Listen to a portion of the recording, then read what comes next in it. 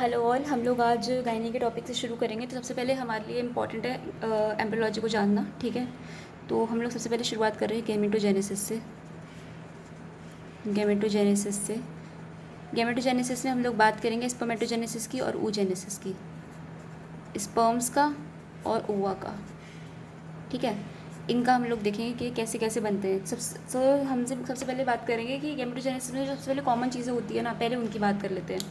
अब देखो, जो गेमेटोजेनेसिस होती है ना, चाहे स्पर्म बने चाहे ओवा बने, वो हमारी बनती है प्रिमोर्डियल जर्म सेल्स से। प्रिमोर्डियल जर्म सेल्स कहाँ से आती है? एपीब्लास्ट से। तो हमारी जो एपीब्लास्ट है, एपीब्लास्ट से बनती है हमारी प्रिमोर्डियल जर्म सेल्स बनेंगी। और ये प्रिमोर्डियल जर्म सेल से ही हमारे जो है स्पर्म और ओवा बनते हैं। अब लेकिन ये प्रिमोर्डियल जर्म सेल्स अपनी सही जगह पे पहुंचनी चाहिए, ठीक है। मतलब कि ये हमारी जेनाइटल रिज यानी कि जो हमारी गोनैड्स है वहाँ पे पहुँचेंगे, तभी तो वहाँ पे जाके हमारी स्पर्मेटोजेनेसिस हो पाएगी। तो ये जो है, ये प्रिमोर्डियल जर्म सेल्स 4 वीक्स तक तो पहुँच जाएंगे हमारे कहाँ पर? यॉक सैक पे, ठीक है। 4 वीक में ये यॉक सैक पे पहुँच गए। 5 वीक्स में ये पहुँच जाएंगे आपका जेनाइटल रिज और gonads, you can say, okay. और वहाँ पे जाके हमारा कर सकते हैं स्पर्मेटोजेनेसिस एंड oogenesis,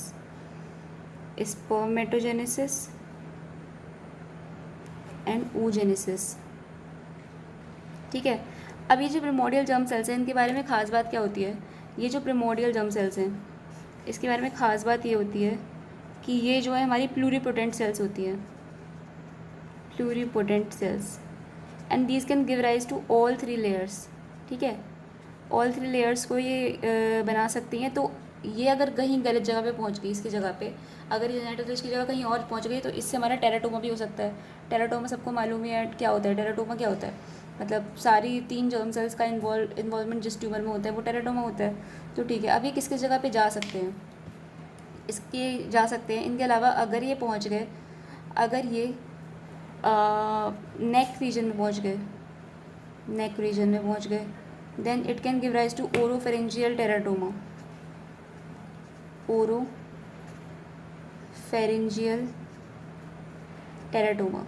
ठीक है। ये हो गया। और अगर ये कहीं पे सैक्रोकॉक्सिक्स वाले रीजन में पहुंच गए, सैक्रोकॉक्सिजियल रीजन, ठीक है, तो वहाँ पे ऑब्वियसली उसी रीजन का टेराटोमा बनेगा, तो यानी कि सैक्रोकॉक्सिजियल टेराटोमा बन जाएगा, सैक्रोकॉक्सिजियल टेराटोमा, ओके।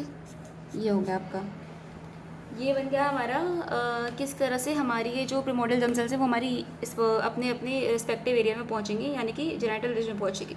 अब यहाँ पे प्लूरीपोटेंट सेल्स, मैंने बोला प्लूरीपोटेंट सेल्स और टोटीपोटेंट सेल्स में अंतर होता है।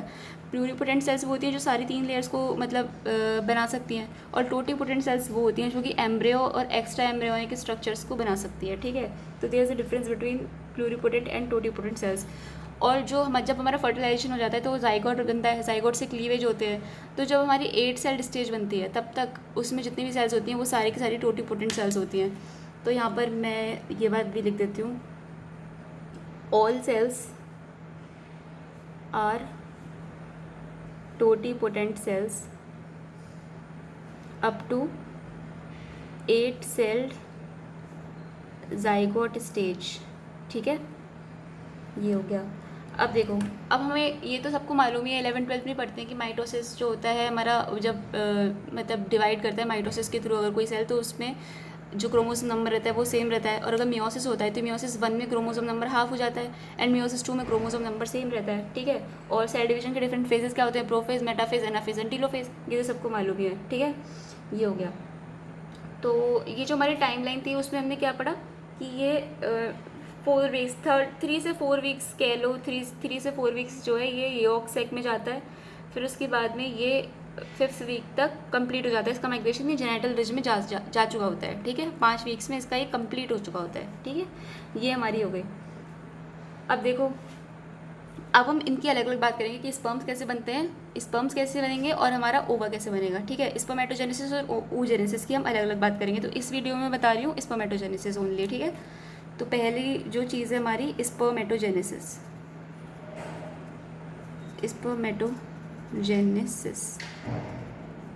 ये है स्पर्मेटोजेनेसिस है। अब देखो इसमें ना, ये टेस्टिस में होती है ऑब्वियसली, गोनाड्स में प्रिमोर्डियल सेल्स जाएंगी तभी तो जाके वहाँ पे हमारी स्पर्मेटोजेनेसिस हो पाएगी।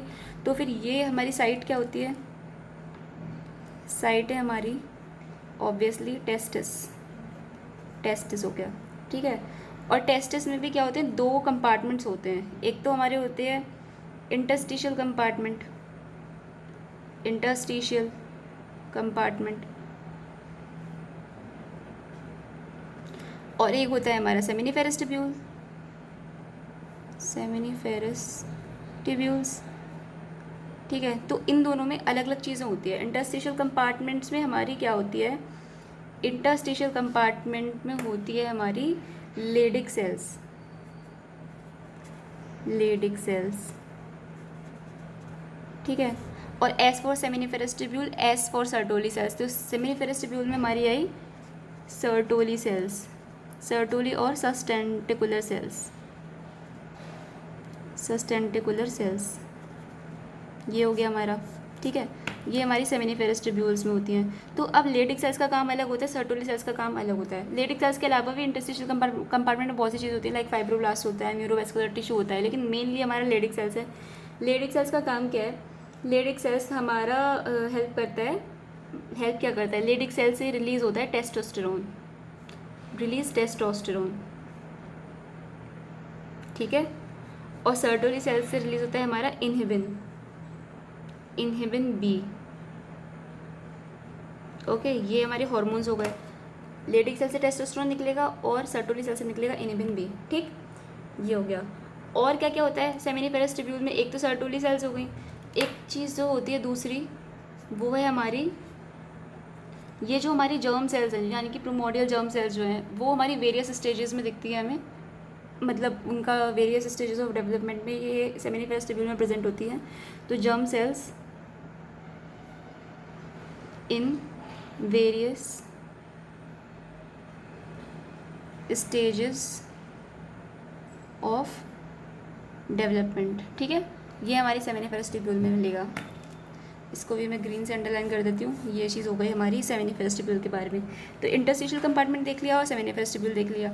तो ये हमारी पूरी की पूरी साइट की बात हो गई कि किस साइट पे हमें क्या चीज़ मिलेगी, ठीक है, ये हो गया। अब जो स्पर्मेटोजेनेसिस के लिए मेन हार्मोन लगता है वो हमारा है टेस्टोस्टेरोन। तो इस किसी के नीचे लिख देते हैं, it is the main hormone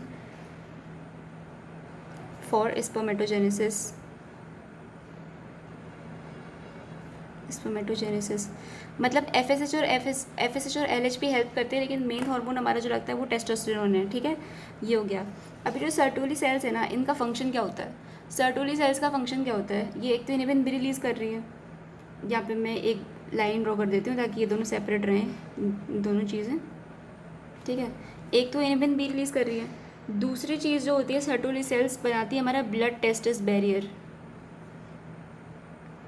blood testis barrier बनाती है ये।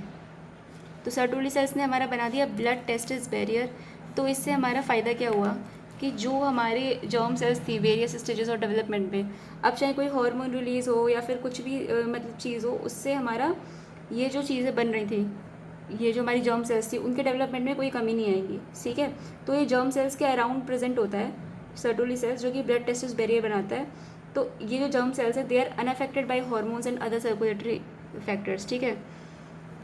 तो keep germ cells unaffected from hormones and other circulatory factors, ठीक है, ये चीज़ हो गई। तो हमने अब साइट देख लिया और हर साइट में जो जो सेल्स थी उनका हमने फंक्शन देख लिया। साइट हो गया और यहीं पे मैं लिख देती हूँ फंक्शन, फंक्शन, ठीक है। फंक्शन यहाँ पे ये समझाया है, ये लेडिक सेल्स का फंक्शन और ये सर्टोली सेल्स के दोनों फंक्शन, ठीक है, ये और ये, ठीक है, ये हो गया। अब हम बात करते हैं स्पर्मेटोजेनेसिस होती कैसे है, स्टार्ट मतलब कैसे क्या प्रोसेस रहेगा स्पर्मेटोजेनेसिस का प्रॉपर, ठीक है, कहाँ होता है, कैसे फंक्शन देख लिया हमने उन सेल्स का। अब ये हो कैसे है, ठीक है। अब देखो स्पर्मेटोजेनेसिस की शुरुआत कब होती है, ठीक है, बिगिनिंग ऑफ स्पर्मेटोजेनेसिस बिगनिंग होती है हमारी प्यूबर्टी पे, प्यूबर्टी पे हमारी बिगनिंग होगी, ठीक है। अब ये होता कैसे है, अब देखो प्यूबर्टी में हमारे पास होते हैं स्पर्मेटोगोनिया। स्पर्मेटोगोनिया क्या है, सेल्स है जिनके अंदर क्रोमोसोम क्या है 46XY, ठीक है, यानी कि इनके अंदर पूरा 46 मतलब क्रोमोसोम्स है, उसमें XY प्रेजेंट है, ठीक है।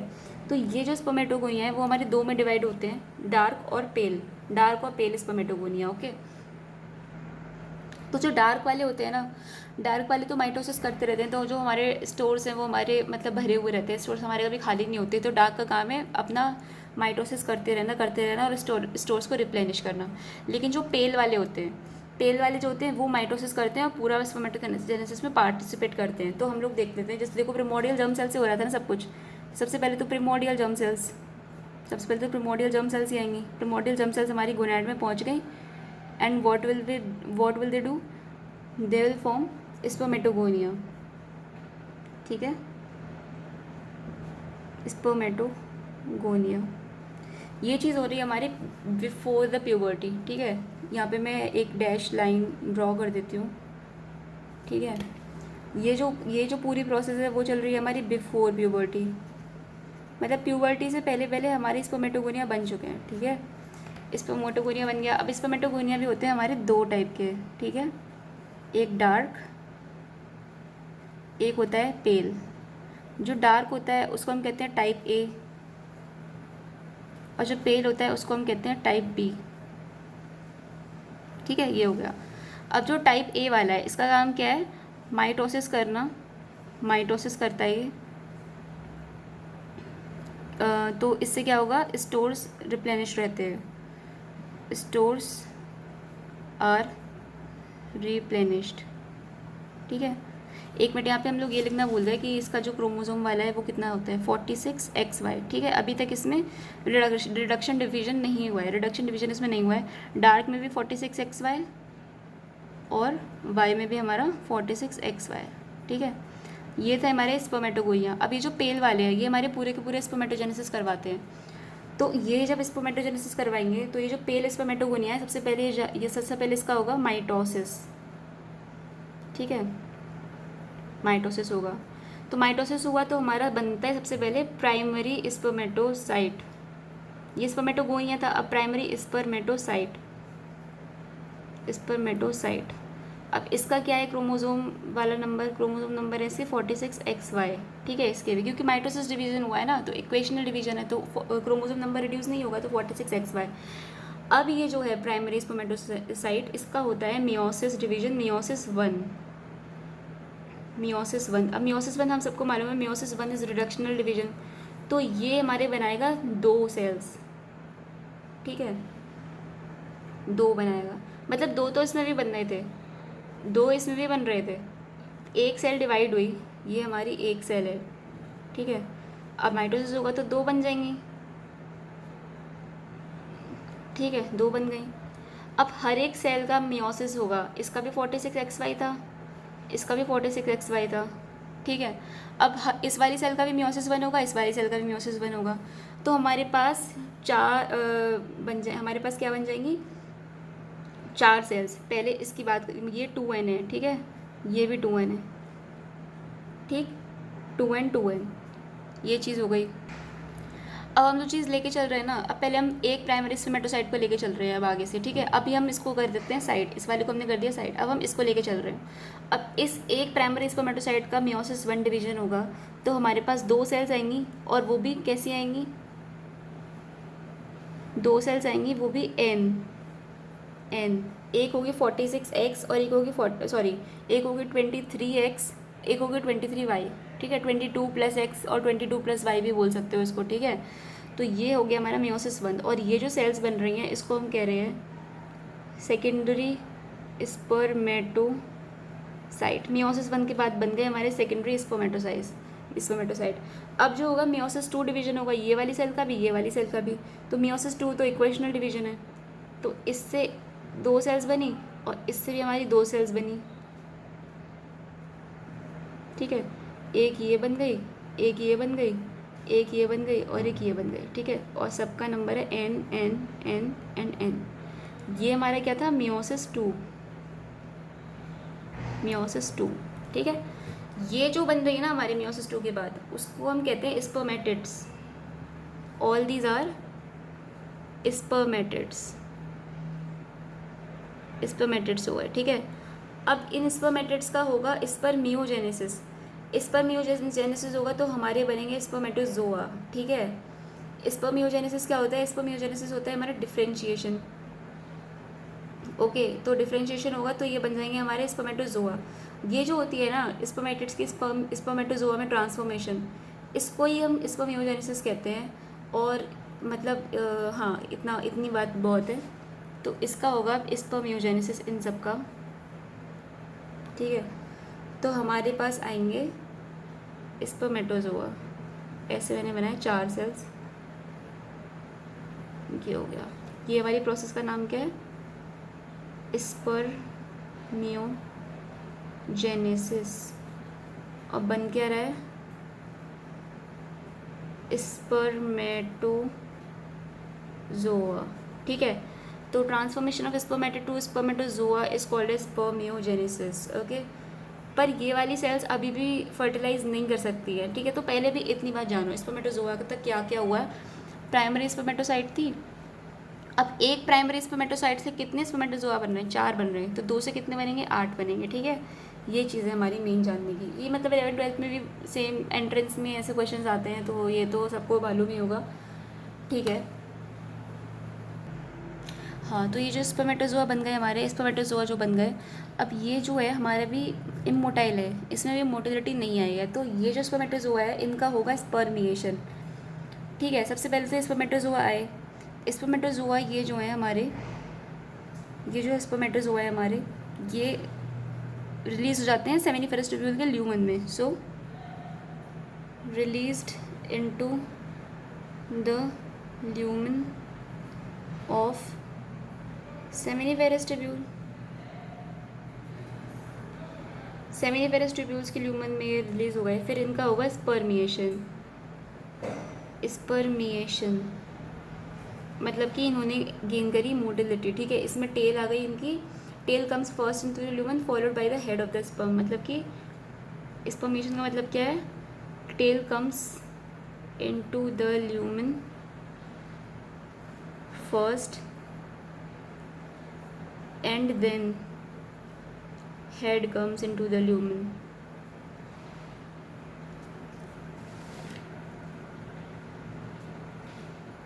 ओके, तो ये हो गया स्पर्मिएशन। तो अभी हम ना स्पर्मियोजेनेसिस और स्पर्मिएशन दोनों को अभी थोड़ा सा डिटेल में पढ़ेंगे कि what is spermiogenesis and what is spermiation, okay. तो उससे पहले हम थोड़ी सी काम की बातें इधर साइड में लिख लेते हैं। स्पर्मियोजेनेसिस और स्पर्मिएशन पढ़ने से पहले अभी जो टोटल स्पर्मेटोजेनेसिस का जो टाइम पीरियड है, उसको पूरे के पूरे स्पर्मेटोजेनेसिस को होने में कितना टाइम लग रहा है? तो टाइम टेकन, टोटल टाइम कितना हुआ स्पर्मेटोजेनेसिस के लिए? टोटल टाइम फॉर स्पर्मेटोजेनेसिस ये होता है हमारा 74 डेज़ का, ठीक है। ये 74 डेज़ का होता है। ये हो गया, ठीक है। अब देखो, अब बात करते हैं हम स्पर्मियोजेनेसिस की। नेक्स्ट पेज पे स्पर्मियोजेनेसिस।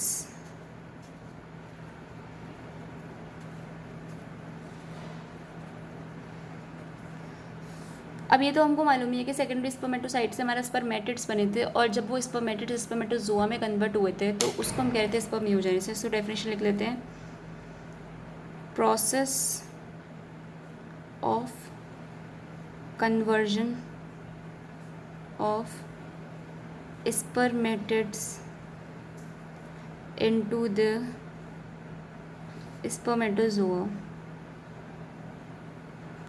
अब देखो, मैं ना सीधे यहाँ पे एक डायग्राम बना रही हूँ। उसमें क्या होगा ना, आपको डेरिवेटिव्स दिखेंगे। मतलब कि एक स्पर्मेटोजोआ का डायग्राम मैं बना रही हूँ पूरा, head, neck, body and tail के साथ में। अब स्पर्मेटिड्स के कौन से स्ट्रक्चर से वो अराइज हो रहा है वो मैं ब्रैकेट में लिख दूँगी। और इस यही पूरी प्रोसेस होती है हमारी स्पर्मियोजेनेसिस, ठीक है। तो ये मैं बना रही हूँ एक डायग्राम स्पर्म का। ये हो गया आपका हेड, ये है एक्रोसोमल कैप, यहाँ पे एक छोटी सी नेक बनाई है मैंने। उसके बाद में हम बनाएंगे मिडिल पीस या फिर सेंट्रल पीस, जो भी बोलो। ये है हमारा सेंट्रल पीस, ठीक है। इसमें ऐसे करके ये बना दिया मैंने, ओके। ये हमारी आ गई पूरी की पूरी टेल। ये हमारी टेल हो जाएगी, ठीक है। अब देखो ये हेड है, ये क्या था हमारा नेक, ये है हमारा मिडिल पीस, और ये है हमारी टेल। अभी जो हेड है वो हमारा किससे अराइज हो रहा है? From nucleus of spermatids, nucleus से अराइज हो रहा है। एक्रोसोमल कैप किससे अराइज हो रहा है? एक्रोसोमल कैप अराइज हो रहा है गोल्गी अपैरेटस से, गोल्गी अपैरेटस से, ठीक है। नेक किससे हो रही है? नेक हमारी किससे हो रही है? अभी देखते हैं नेक का हम लोग। पहले हम लोग मिडिल पीस की बात कर लेते हैं। मिडिल पीस जो हो रहा है हमारा वो माइटोकॉन्ड्रिया से हो रहा है, मिडिल पीस, ठीक है। तो हमारा हेड हो गया, हेड हो गया न्यूक्लियस से, माइटोकॉन्ड्रिया हो गया मिडिल पीस ही लिख दिया है मैंने यहाँ पे, माइटोकॉन्ड्रिया होना चाहिए यहाँ पे। माइटोकॉन्ड्रिया से हमारा मिडिल पीस हो गया, ठीक है। गोल्गी अपैरेटस से हमारा एक्रोसोमल कैप हो गया। अब ये जो नेक और टेल है हमारी, ये नेक और टेल, ठीक है। नेक और टेल हमारी बनती है सेंट्रियोल से, सेंट्रियोल से बनेगी, सेंट्रियोल। यहाँ पे भी सेंट्रियोल लिख देती हूँ। ये नेक और टेल हमारी सेंट्रियोल से बन गई। और ये मतलब कि है क्या, नेक और टेल मिला के हम कह रहे हैं इसको एक्सियल फिलामेंट, एक्सियल फिलामेंट, ठीक है। एक्सियल फिलामेंट हो गया। और इसका जो होता है हमारा अरेंजमेंट, वो क्या होता है? 9+2 का अरेंजमेंट होता है, 9+2 अरेंजमेंट। और इसमें प्रोटीन कौन सा पाया जाता है? डाइनिन प्रोटीन होता है, डाइनिन प्रोटीन। इस पर एक MCQ बन सकता है, ठीक है, कि स्पर्म की टेल में कौन सा प्रोटीन होता है? डाइनिन प्रोटीन होता है। तो ये जो पूरी की पूरी स्पर्मियोजेनेसिस की प्रोसेस है, उसको टोटल कितना टाइम लग रहा है? इसको टोटल लग रहे हैं 14 दिन होने में, ठीक है। ये 14 डेज़ का प्रोसेस है पूरा, ठीक है। ये हो गया। अब ये जो डाइनिन है, इसका काम क्या है? डाइनिन का काम है कि ये सारे के सारे जो माइक्रोट्यूब्यूल्स है ना 9+2 अरेंजमेंट, उनको होल्ड करके रखता है and plays an important role in the motility of the sperm. तो ये इसका फंक्शन हो गया डाइनिन प्रोटीन का, तो ये तो पता ही रहेगा। अब ये जो है हमारा स्पर्म, स्पर्म का फर्टिलाइजेबल स्पैन कितना होता है? फर्टिलाइजेबल स्पैन ऑफ स्पर्म ये होता है हमारा कुछ 48 से 72 आवर्स तक, यानी कि 2 से 3 दिन, ठीक है, 2 to 3 डेज। ये हो गया हमारा फर्टिलाइजेबल स्पैन होता है, ठीक है। अब ये जो हमारे मैंने बात करी थी ना कि हमारे स्पर्मेटिड्स बन गए, स्पर्मेटोजोआ बन गए। अब स्पर्मेटोजोआ जो होते हैं ना हमारे, वो हमारे इमेच्योर होते हैं और नॉन मोटाइल होते हैं, तो वो फर्टिलाइजेशन के लिए अभी कैपेबल नहीं है। तो स्पर्मेटोजोआ को मैच्योर होना पड़ता है और उसको मोटिलिटी भी गेन करनी पड़ती है। तो वो हमारा काम कैसे होता है वो हम देख लेते हैं। अब ये जो स्पर्म्स थे, स्पर्म्स होते हैं हमारे इमेच्योर एंड नॉन मोटाइल, ये हमारे होते हैं, ठीक है। अब इनको मैच्योर होना है, उनको मोटाइल होना है। तो इसके लिए क्या होता है, ये स्पर्म बन तो हमारे सेमिनिफेरस ट्यूब्यूल में रहते, अब ये हमारे जाते हैं रेटिटेस्टिस में, रेटिटेस्टिस में, और रेटिटेस्टिस से जाते हैं एपिडिडाइमिस में, एपिडिडाइमिस। अब एपिडिडाइमिस ही हमारा मेजर रोल प्ले कर रहा है इसकी मैच्योरिटी में और मोटिलिटी में। तो एपिडिडाइमिस के 2 पार्ट्स हैं, प्रॉक्सिमल पार्ट और डिस्टल पार्ट, प्रॉक्सिमल और डिस्टल, ठीक है। अब ये जो प्रॉक्सिमल पार्ट है ना, प्रॉक्सिमल पार्ट में तो स्पर्म जो है मैच्योरिटी अटेन कर रहा है, sperm attains the maturity, okay. और ये जो डिस्टल पार्ट है, इसमें क्या होता है, it will attain the motility, sperm attains motility, ठीक है। एक बार मैं इसको ये ऐसे अंडरलाइन कर देती हूँ, प्रॉक्सिमल में मैच्योरिटी, डिस्टल में मोटिलिटी, ठीक है। ये हो गया। अब ये जो मोटिलिटी गेन हो रही है वो हमारे डिस्टल पार्ट में हो रही है, और इसको हेल्प कौन कर रहा है मोटिलिटी को गेन करने में? एक प्रोटीन होता है जिसको हम कहते हैं beta defensin protein, beta defensin protein 126। This protein is helping the sperm to attain the motility, ठीक है। ये होता है। तो अब ये जो एपिडिडाइमिस है ना, इसका काम क्या है? एक तो ये मैच्योरिटी और मोटिलिटी प्रोवाइड करना, plus it acts as a reservoir of sperms until the ejaculation. ठीक है, तो इस पर मैं लिख देती हूँ नीचे, it acts as reservoir of sperms until ejaculation. ठीक है, ये हो गया हमारे एपिडिडाइमिस का काम। एक तो ये, एक ये और एक ये। ठीक है, ये हो गया। अब ये जो एपिडिडाइमल मैच्योरेशन हो रहा है, इसमें कितना टाइम लग रहा है? इसमें लग रहे हैं 2 से 14 दिन। ये काम क्या है हमारा? 2 से, ठीक है। तो ये जो हमारे जो स्पर्म्स मैच्योर हुए थे और मोटिलिटी गेन की थी, ये हमारा मतलब पूरी एपिडिडाइमिस में जो चीज़ चल रही है वो हमारी 2 से 14 दिन की चल रही है। ठीक है, ये हो गई हमारी टाइमलाइन पूरी। तो हमारा पूरा का पूरा स्पर्मेटोजेनेसिस में कितना टाइम लग रहा था? 76 डेज। कितना टाइम था? ये रहा वो पेज, ये रहा। पूरा जो स्पर्मेटोजेनेसिस था वो हमारा 76 डेज में हो रहा था लगभग। ठीक है, 74 डेज में, सॉरी। ठीक है, 74 डेज। ओके, ये हो गया। अब जो हमारी स्पर्मियोजेनेसिस थी वो हमारी हो रही है 14 दिन। ठीक है, और जो हमारी एपिडाइमिस थी वो हो रही है 2 से 14 दिन में। मतलब कि देखो, याद करने का तरीका क्या है, सब में लास्ट में 4 आ रहा है।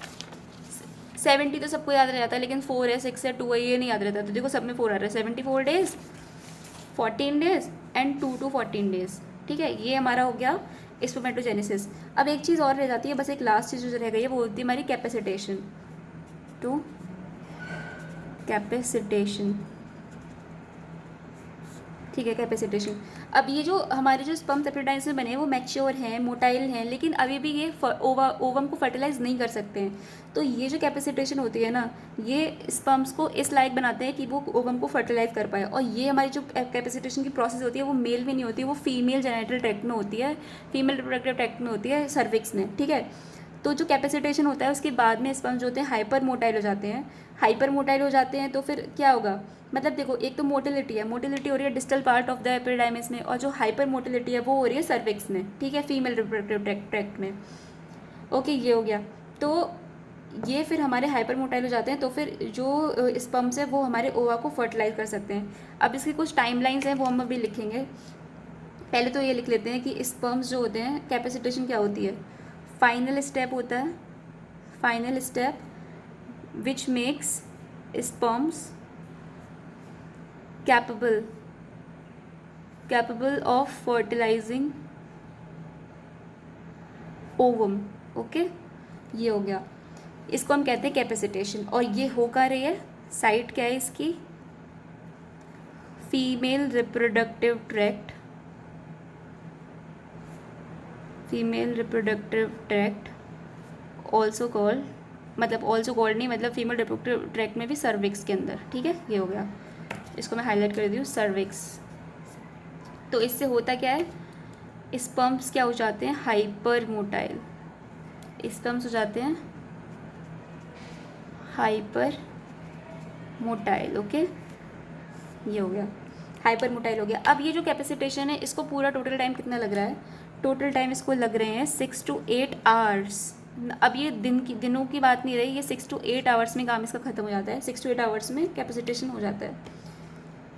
अब देखो, वजाइना जो है, वजाइना में स्पर्म्स जाएंगे सबसे पहले। तो वजाइना सबसे पहले जो फीमेल जेनिटल ऑर्गन जो स्पर्म्स को रिजर्व करके रखेगा अपने पास में, वो होगा वजाइना।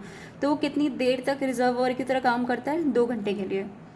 तो vagina serves as a reservoir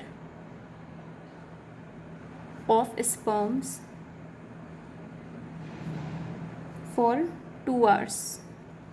ठीक है, अब वजाइना के बाद जाएंगे सर्विक्स के अंदर। तो cervix serves as reservoir of sperms same 3 hours के लिए। ठीक है, 3 आवर्स के लिए। ये हो गया। अब अगर ये जानना हमारे लिए ज़रूरी क्यों है? अब देखो, अगर हमारे स्पर्म्स 2 घंटे से ज़्यादा के लिए वजाइना में रह जाते हैं अगर, तो वो हो जाते हैं इमोबाइल। दैट मीन्स अब वो फर्टिलाइज नहीं कर सकते। अब इसका यूज़ बहुत सारी जगह होता है, लाइक जैसे अगर कोई ऐसी हम लोग कॉन्ट्रासेप्टिव डिवाइस अगर यूज़ करे कोई फीमेल, जिससे अंदर स्पर्म जा ना सके, वजाइना में रह जाए, तो वो इमोबाइल हो जाएगा, तो वो फर्टिलाइज नहीं कर पाएगा। मतलब इसके सिग्निफिकेंस हो सकते हैं ऐसे, ऐसी चीज़ों के लिए। तो हम लोगों को ये जानना इसलिए ज़रूरी है, तो मैं यहीं पे लिख देती हूँ, if more than 2 hours then sperms become immobile and they are unable to fertilize the ovum.